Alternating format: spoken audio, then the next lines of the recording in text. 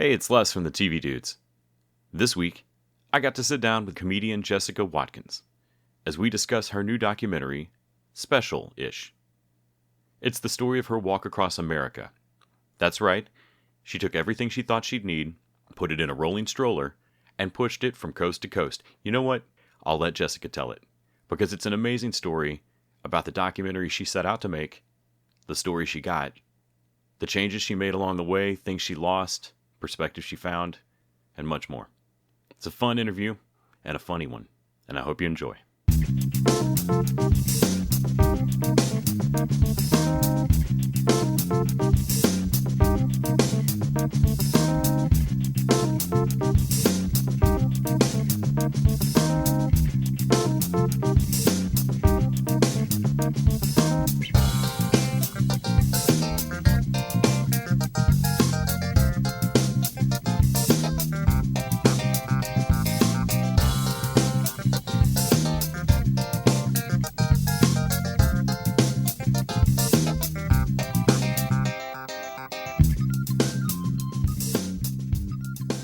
Hey, this is Jessica.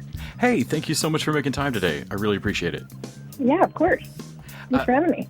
So I really enjoyed the documentary. I think it's the first time that I've found the like heart button on Vimeo for something. I was about halfway through. It was like, this is awesome. So I'm Thanks. really excited to get to talk to you about it, particularly after watching like the Kickstarter video from 2017. And it's also covered into kind of the theme of the documentary of Special-ish, but the transformation between what you set out to find and what you found is just super great to me. So yeah, I couldn't wait to talk to you. Can you? Well, thanks for having me. Can you talk a little bit about kind of where you were when you were starting this in 2017, when you were thinking about making Burning Daylight and raising the Kickstarter money to get it going, kind of what you thought you were heading out to do? Yeah, it's been quite a journey. So you're definitely correct on picking up on that, for lack of a better word, a journey, indeed. So, when I did the Kickstarter, it was kind of when crowdfunding, it was just getting on my radar anyways. And so definitely, one of the things that I saw that made people's, like these, different crowdsourcing things that they were doing that were making them successful, it was, having an idea that people can kind of rally behind. And I think that there's something about like the great American adventure and also this like mystery of the middle of our country. And then also, the plight of an artist, like all these things that I guess I felt like people and myself were inspired by. And, initially it was just like all these ideas combining. And I really don't think I knew what it would be. I had a vision, but just like the walk itself, like the physical feat of doing it, as soon as I set out, it totally changed. That's definitely part of what the trip was for me, was realizing that things do change, and you go with that, and you kind of give in to the unknown, and then things kind of just fall into place as they're supposed to. Yeah, watching it, I kept kind of thinking about the Sciency adage of it, you can't observe something from within it, or it's difficult to the idea of setting out to be kind of the overall director of what sounded like a really coherent plan. I'm going to walk across the country, I'm going to write bits as I do it, and I'm going to use filmmakers as I go to then compile footage that will explain back in a documentary how I made these bits. Oh, yeah. And like that, I'm listening to that, I'm like, that sounds perfect. Yeah, I thought it was going to be like a magical joke fairy. It was just going to appear as I was camping on the side of the road and make these experiences, somehow funny or interesting. And that's not exactly what happened. No, yeah, and then from actually having to be the one doing the walking, there's just no way to not change as you keep going on this journey. You mentioned earlier just kind of this mystery of the middle of the country. the bits that cracked me up. I grew up in Northeast Texas, and so like watching Tiger King last year was a lot of familiar ground, and so watching people respond of like, have you been through Kansas though? and just like, they're not really saying anything, but also just like, but have you been to East Jesus, Ohio? Because it's weird. Yeah, and literally every place I went, the people warned me about the next place I was going. Like, Yes. in my trailer, one of the jokes that I tell is, the American patriot, they love America. It's the greatest country in the world. And then I'm like, I know, I'm walking across it. And they're like, I wouldn't do that. Yeah. If I were you. Yeah. There was this inherent like distrust. I mean, honestly, it would be like one people in the town just being like, watch out for the next people in the town, in this other town. And it was just it was really interesting. I mean, they do love this country. Like, you can tell by the number of flags they have, but they are pretty scared to like, get out and explore. And it's an interesting like confluence of ideas there for sure. Yeah. We're real big on America. We're real kind of suspect on Americans. Exactly. Exactly. I kept, I think, I didn't catch his name. There was another comic that you met and spoke with briefly who had also walked across the country. But Dan. Yes, but over like 7 years. And it looked like it He had... pissed at me, by the way. It looked like it had killed his sense of humor. Like, all I could think was like, I don't know what died. Like, his sense of humor just seemed to have died during that walk. And I was like, man, you seem real mad about this. He was literally the only, like, I mean, I realized Gary fucked you over, but like, Dan was the only person where I was like, he seems angry. You.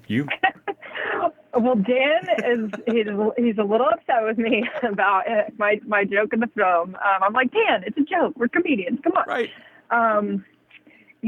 But what I will say about Dan is that he recently had a baby with his awesome wife, and he is so freaking happy right now, and it's really cool to see. But I will say, when you see him in the film, and that's when I met him,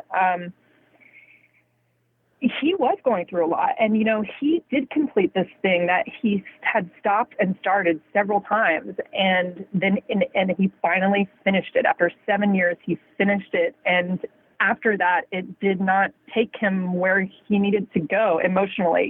He thought it was going to fulfill something, and it didn't.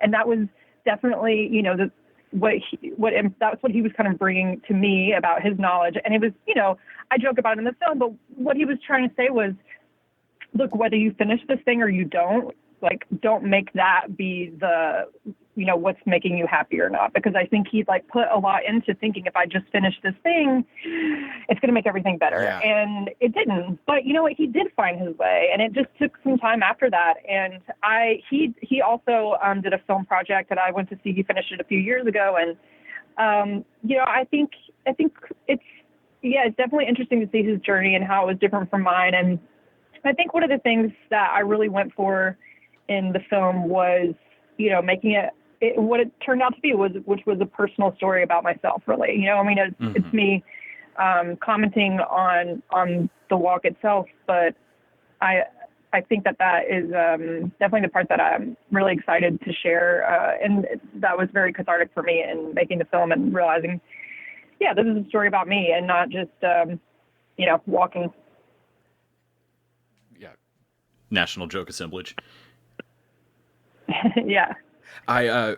Because you're right. You can see the very real stress of him talking about the importance put upon that, and then this gulf after you achieve something, even if it's something that at this point you have to finish. It may just kind of be a net zero win. Writing, painting, sculpture, I feel like any creative pursuit, we've all hit that gulf afterwards, and I know people start warning you about it. I think towards the end of the documentary, you'd said, of what are you going to do after this? But I was really struck by the timing of you walked across the country. So I'm already watching a documentary where somebody's outside among people more than I've been in a year. And then you finish your walk and get to watch back through it with Christine. And I can't imagine doing this, changing during it, what you lose, what you gain, what you learn, and then having to not only return to life, but then look back and examine it so closely. Can you talk a little bit about not just the reentry into society, but re-entering society while also casting this gaze back at that journey? Were you doing that during quarantine, ironically? No, the film has been finished for some time now. We did like a festival run, so it was completed before quarantine. But getting back, and then, you know, I gave myself, I was like, I'll give myself a 3-week break. So for 3 weeks, I like allowed myself to just be, and then I watched all of the footage, which was 300 hours. So that takes about a month to watch by itself. And I watched it 3 times through. Okay. Initially getting back, there's definitely this feeling of you've changed, but everyone else is the same. Like you've changed, and everything else is the same. Everything else is, but there's something that feels very different just getting back into regular kind of civilian life. I mean, just the style of which I was living, and being outside so much. And yeah, I mean, it was definitely a big shift, getting back. And of course, like, it's kind of one of those things where the grass is always greener, I guess, for lack of a better way of putting it. Just like, you know, you fantasize about coming back and like what, and then you're back. And there's a lot of different emotions that go with that. And I definitely kind of went through a little depression there, which I didn't even realize it was until, you know, looking back. And also when I got back, people had been waiting for me to get back. So for the film, it was like, all right, it's go time. Like, let's do this.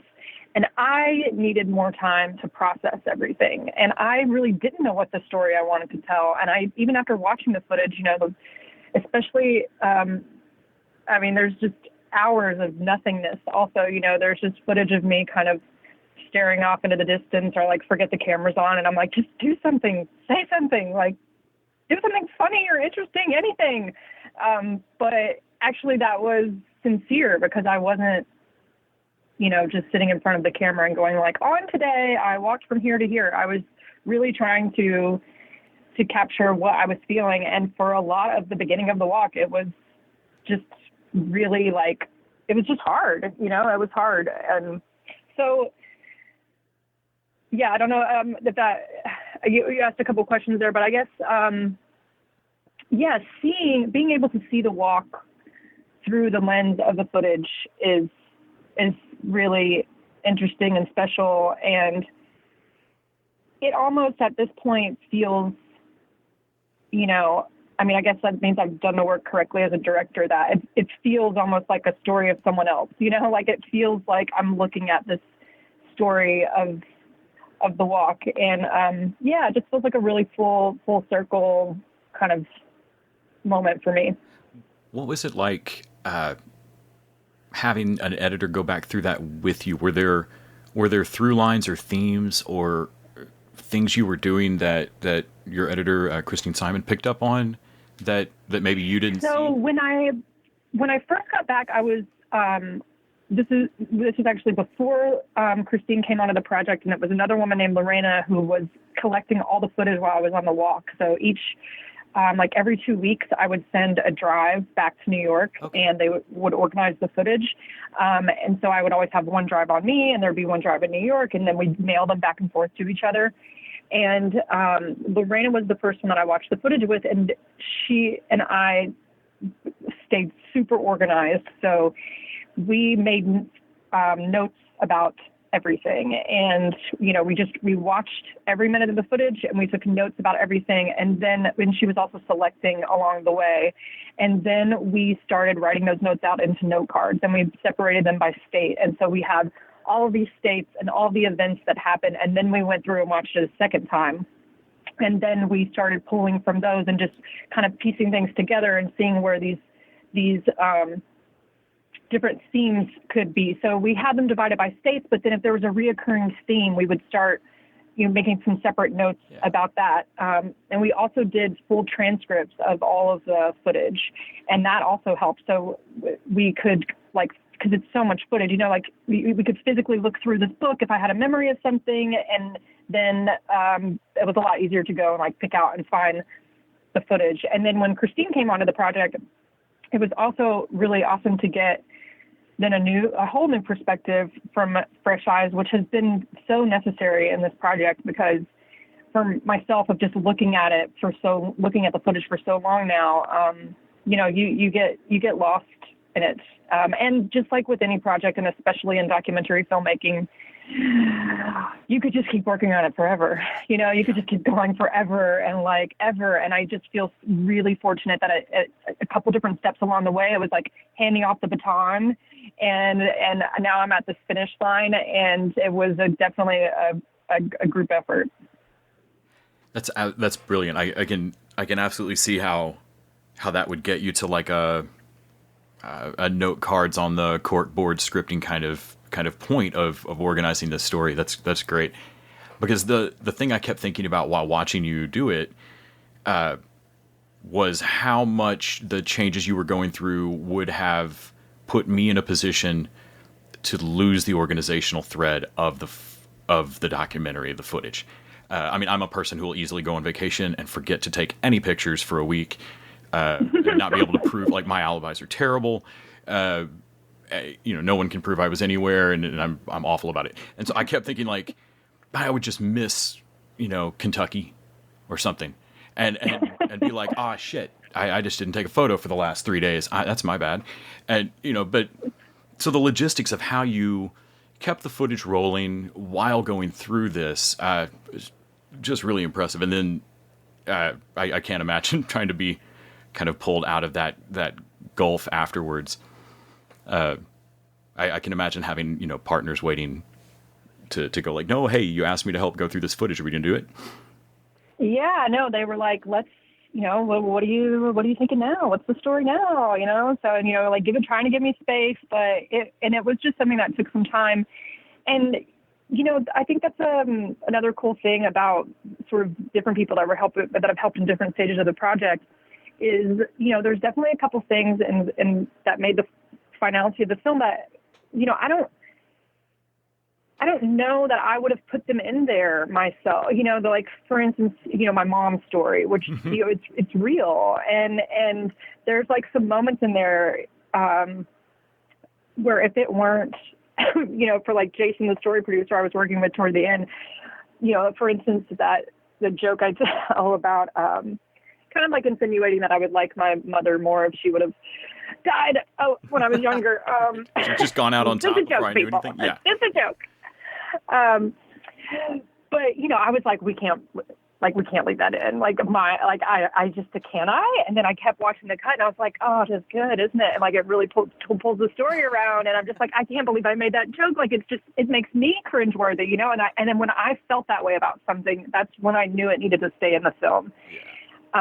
If I felt cringeworthy about something, I was all right, then I think you're right. Let's keep it in there. And it was really hard to watch footage of yourself, on stage doing jokes over and over again, the same jokes. And, also apparently I didn't care how I looked at all. So that just shows you where I was with because I was just going back to the footage. I'm okay, yeah, did we know that we had a camera rolling, Jessica? I was very much truly in the moment. So. No, I honestly, I wasn't sure if you had just stopped giving fucks, because that's where I'd be, I'm sorry. People, there's no more fucks to give after you walk 18, 20 miles a day. I imagine doing a comedy tour, if you're going to go to the next town the next day, even if it's in a van or a bus or something, there would be a feeling of I can burn it down. It doesn't matter what I say. I'm moving on. I don't live here. But there's got to be something particularly... Yeah, except for... when you're going to walk out with all of your stuff in a stroller. Exactly. When someone can track you. Yeah, that was real. Those were real fears. I knew that if someone, I'm not walking too fast. So if someone, drives to work the same way every day and they see me one day and they see me the next day, they're going to know where I'm probably sleeping on the side of the road later that night. It was totally a fear of mine that I would be staying at someone's house and they would, YouTube me in the middle of the night and be like, I can't believe that joke you said about Jesus, and like kick me out on the street or something. But that never happened. It didn't happen. And, people were, I feel like there's a commonality when people go to see a comedy show, they want to laugh. And I think there's something to be said about being vulnerable, and it helps other people be vulnerable too. And I think that because I was in this ultimate vulnerable position, I think people were really open-minded about what I was doing. And even if it was, some, jokes that they might not normally want to hear or whatever, depending on where I was in the middle of nowhere. But, there was definitely something to be said about the vulnerability, I think. And then I think people assumed that I had other people with me. I think people assumed that I had, a van following me or something. Like at the beginning, I'm meeting those guys playing country music, and he's like, "Don't you carry a big 375 Magnum?" And I was like, "Yes, I do. So don't mess with me," So I just kind of told people I carried a gun, even though I didn't. I was just like giving the illusion of, you probably don't want to mess with me. I'm a little crazy. And I think people just didn't want to. Yeah, there's something about a woman alone walking on the side of the road that just makes people go, I don't know, something's off. I'm not going to mess with her. Yeah, I found myself, I guess not really surprised, but kind of impressed by the consistency of everyone's concern for you at every step of the way. And but simultaneously, I mean, other than fucking Gary, everybody was pretty great. Even the moonshine skydiving coke dudes, which that was great. Which makes you the only other person I've ever known who has a coke / skydiving story, which is such a weird combination of hobbies, I think. It's adrenaline. I realized, I'm like, oh, you guys are adrenaline junkies. This makes sense. Actually, that I am still friends with that person, and who shall remain nameless. And he actually came to the stand-up recording that I did where I did my special, and I didn't know he was in the audience. I wouldn't have changed the way I told the story, but I didn't realize he was there. And I've been telling the story for, a minute now. So I kind of, I've been working on it. So I'm making it more dramatic and making it, the whole, like, I've been telling it for so long. I forgot that it's even really about someone specific, it's just like a story. And then afterwards, people are coming up and taking pictures, and all of a sudden I realize it's him, and I'm like, oh my God, hi. And he was like, that was so embarrassing. And I'm like, no one knew it was you. And then he like points next to him to his date that he brought. And I was like, oh, you brought this date. And I'm sure as soon as I started telling the skydiving story, he was like, that's me. And then I like go into how I was basically fearful of my life. How do you have a bed like that? What? Yeah, exactly. So he's great though. I have, a lot of friends that I made on that trip, and he is definitely one of them. Was there kind of a most surprising takeaway? Did you come off kind of more optimistic about other people or less? Definitely more. I at several times in the trip was out of money. I didn't know what, I wanted to give up so many times, and I'm not naive enough to think that all you have to do is just trust in the unknown and life will just work out great. That's not what I think. But I do think sometimes when you take chances, cool things happen. And I just every step of the way when I could have and contemplated giving up, whether it was actually the walk or even like this entire making of the film, there's been so many parts to it. Things I just kept going, and things worked out. And I think that just keep going, even if it's not perfect, and even if it's not how you just, how you planned it and how you envisioned it, you just keep going and trusting, somewhat in the unknown. I think that, some cool things can happen. And that was definitely, proven time and time again on my walk. And I'm definitely transitioned that into back to my regular life, as it were. Well, the documentary is streaming on demand May 11th, I believe. And that's correct. It's absolutely great. You're hysterical in it. It is also a very sweet story about this walk and this change it kind of puts you through. I think everybody ought to go watch it. It's great. Thanks so much, Special-ish. Special-ish. Yes, I'm sorry. Failed to mention the name. That's okay. What movie, Les? Have a great rest of your day. All right, you too. Bye.